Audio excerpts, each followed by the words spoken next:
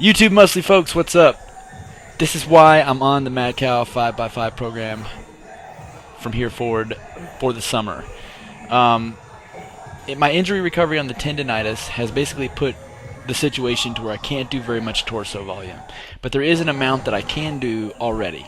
I've determined that I can bench press somewhat light and it doesn't seem to hurt anything, and I can do a certain amount of back volume, particularly if I use a full barbell and not dumbbells, so that it doesn't stress my elbow tendon too much. Then I'm not having any issues with my tendonitis in my shoulder or elbow.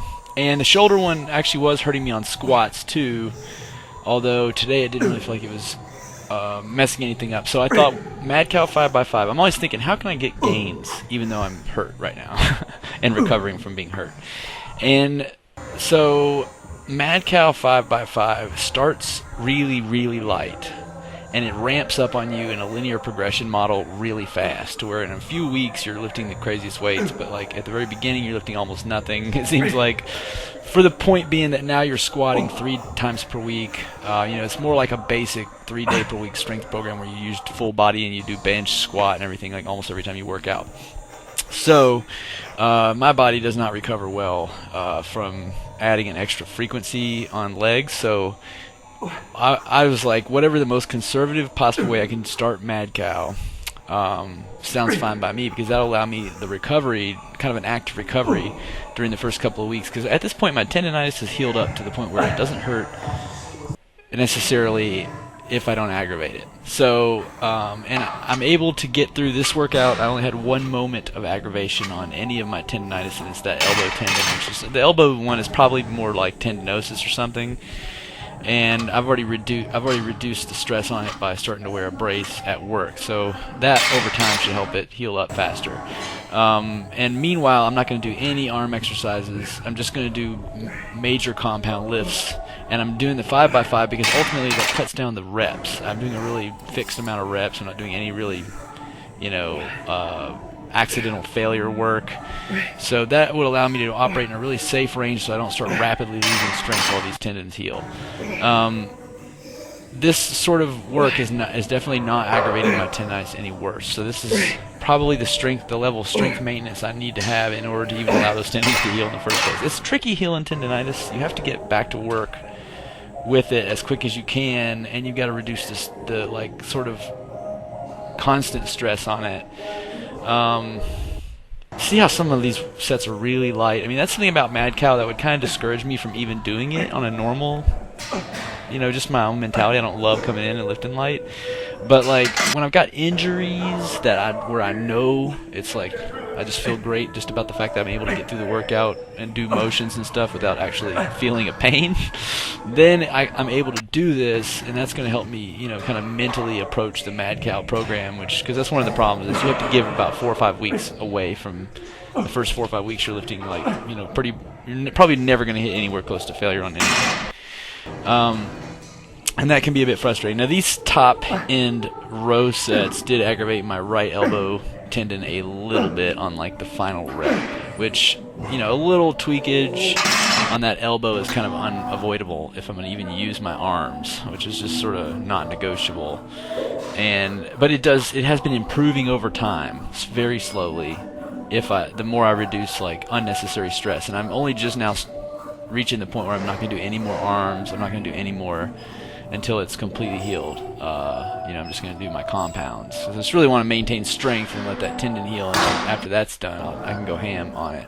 That's kind of how my body, I'm starting to learn, like if I slowly introduce new levels and then I take periods where I kind of go light for a period, I feel like my body stays increasingly athletic over time, and it's less likely to get injured. Whenever I ramp up activity, like I recently did with the basketball, I get injured immediately. I get tendonitis immediately. Every time I ramp up suddenly, without that's probably what happened with my work. I probably should have carried 45-pound plates more intermittently, because that's what I do at my job, is carrying these 45-pound plates.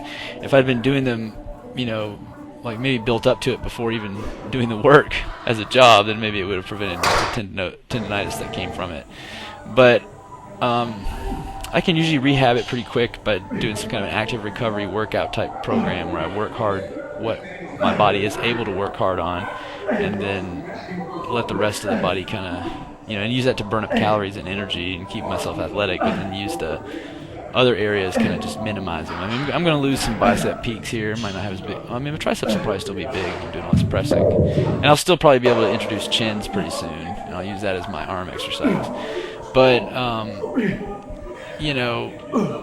right now, Madcow's perfect because right as soon as these tendons are healed up, which I'm anticipating the shoulders are kind of already healed. I just don't want they're just at that fragile stage where they'll re-injure really quick. And then the elbow one, it's going to be a little slower, but I think we're not having any more arm activity, not having any more like curls and stuff, and just doing the presses. And doing it 3 days per week, so I have an extra day to recover for the summer.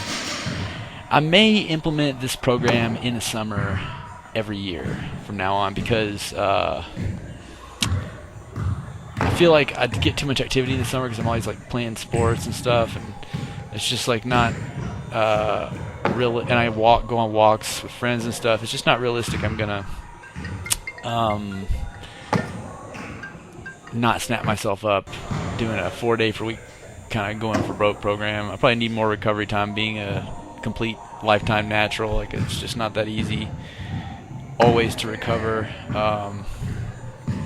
When you've got unknown levels of extra activity all the time. So it's kind of like, it's almost like, that was one of the big problems. I introduced basketball and immediately got first tendonitis in my knees, and I had to back off. And then I went back at it, and I started working on my skills, and I got immediately in my arms and shoulders. So I should have just ramped it up. I mean, I've had periods where I did deadlifts, like crazy workouts, like 315 for 15 singles, and then 275 for like 5x5, which is just like almost a dangerous workout for somebody my size. But like, I've ramped up to it, and I never had any injuries from that. It was kind of a slow increase.